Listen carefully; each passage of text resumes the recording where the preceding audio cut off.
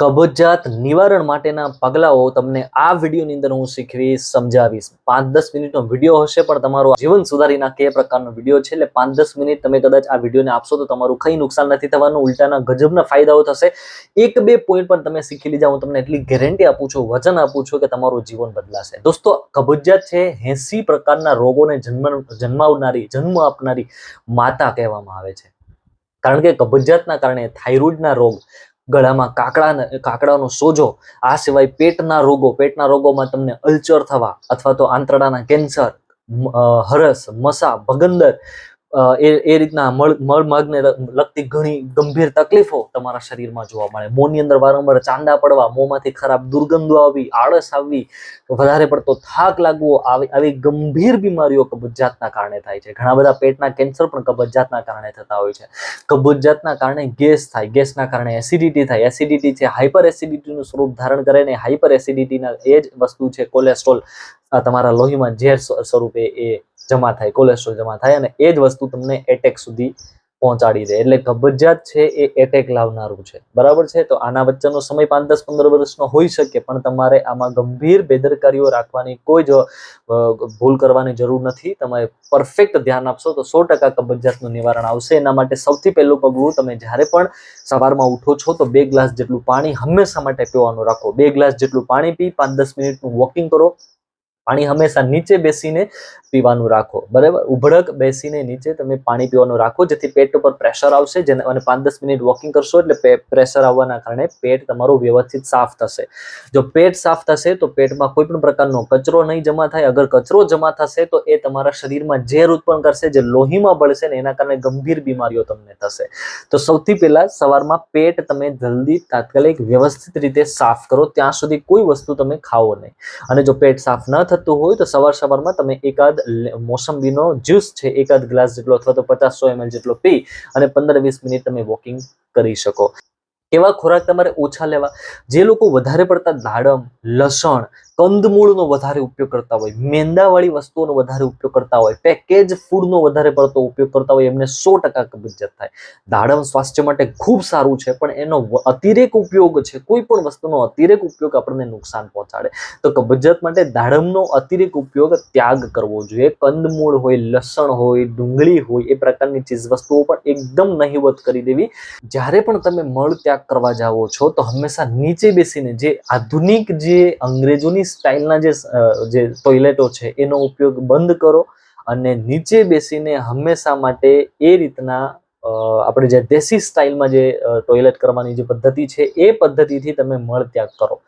આનાથી પેટ ઉપર પ્રેશર આવશે. પગની પાછળના અમુક પોઈન્ટ્સ છે એમાં પણ ગેસ અને કબજિયાતને ઠીક કરવાના પોઈન્ટ્સ રહેલા છે, તો એ દબાવવાથી પેટ ધીરે ધીરે તમારું સાફ થશે, બરાબર છે. હાથના અમુક પોઈન્ટ છે, તમે સવારમાં ઉઠી 2 ગ્લાસ જેટલું પાણી પીવો ને, આ પોઈન્ટ છે, આ ભાગમાં જ્યાં હાડકું નથી ત્યાં તમે 2-3 મિનિટ માટે દબાવો વોકિંગ કરતા કરતા. આનાથી પણ પેટ 100% આપણું સાફ થાય છે. દિવસ દરમિયાન આ તમે 10-15 વખત દબાવશો, ધીરે ધીરે અહીંયા તમને દુખાવો થશે તો એવું સમજવું કે પેટમાં કચરો જમા છે, તમારા શરીરમાં ઝેર ભળે છે કચરાના કારણે. તો એ અહીંયા દબાવશો એટલે ધીરે ધીરે દુખાવો પણ ઓછો થશે અને કબજિયાત પણ તમારી ઠીક થશે. સવારમાં તમે થોડા વ્યાયામ કરો, એક્સરસાઇઝ કરો, યોગાસન કરો. યોગામાં મલાસન છે, એ ખૂબ જ સારામાં સારું યોગ છે. મલાસન કરતા સમયે તમે 2 ગ્લાસ જેટલું પાણી પીવો તો એ પેટમાંથી કચરો ત્યાગ કરવા માટે ખૂબ જ મહત્વપૂર્ણ સાબિત થશે.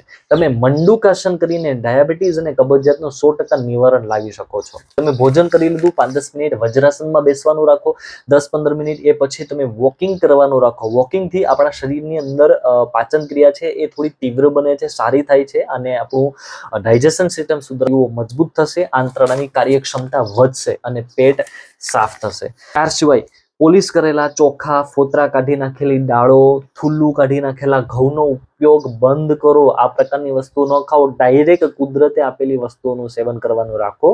ઉતાવળે ખાવાની ટેવ હોય તો એને બંધ કરો. ખૂબ જ ચાવીને મોંની અંદર એક બટકો તમે એક ટુકડો મોંમાં નાખ્યો હોય કોઈ પણ વસ્તુનો, એને 32 વખત ચાવો, કમસે કમ 15-20 વખત ચાવો. એ મોંની અંદર પાણી થઈ જાય ત્યાં સુધી એને ચાવો અને પછી તમે પેટમાં ઉતારો. તમને કબજિયાત જિંદગીમાં ક્યારેય નહીં થાય. મારું આ વાત તમે હંમેશા માટે યાદ રાખજો.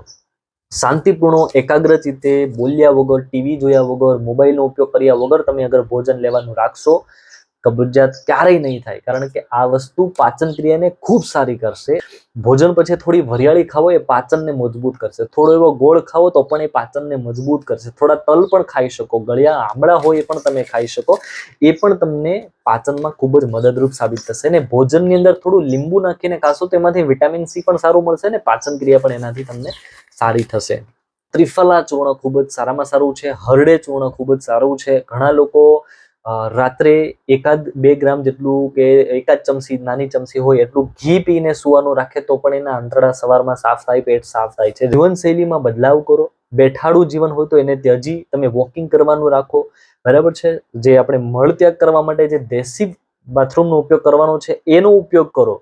આમાં વધારે લાંબુ વિચારવાની જરૂર નથી કે કોઈ એવી બેસ્ટ દવા હું બતાવીશ નહીં કે આ દવા ખાઈ લો એટલે કબજિયાત મટી જશે, એવું નથી. જીવનશૈલીમાં માત્ર ફેરફાર કરી નાખશો તો 90 થી 99% સોલ્યુશન તમને કબજિયાતમાં મળી જશે. અગર તમારું મેદસ્વીતા વજન વધારે છે તો વજન ઘટાડી નાખશો તો પણ તમારું કબજિયાતની તકલીફથી તમને છુટકારો મળી જશે. આ સિવાય કસરતોમાં રનિંગ અને વોકિંગ રેગ્યુલર કરવાનું રાખશો તો પણ પેટ સાફ થશે ને કબજિયાતથી તમને છુટકારો મળશે. ફાઈબરમાં તમે ફ્રૂટ રેગ્યુલર દિવસમાં 1 થી 2 ફ્રૂટ હંમેશા માટે ખાવાનું રાખો, રાત્રે નહીં, દિવસ દરમિયાન ફ્રૂટ ખાવાનું રાખો. ને જ્યુસ નહીં, માત્ર ફ્રૂટ ખાવો. કોઈ પણ પ્રકારના કાચા સલાડ છે રેગ્યુલર એનો રસ કરીને પીવાનું રાખો, એમાંથી ફાઈબર મળશે તો પેટ 100% સાફ થશે. આ ચેનલને સબસ્ક્રાઇબ કરો, વિડીયોને લાઈક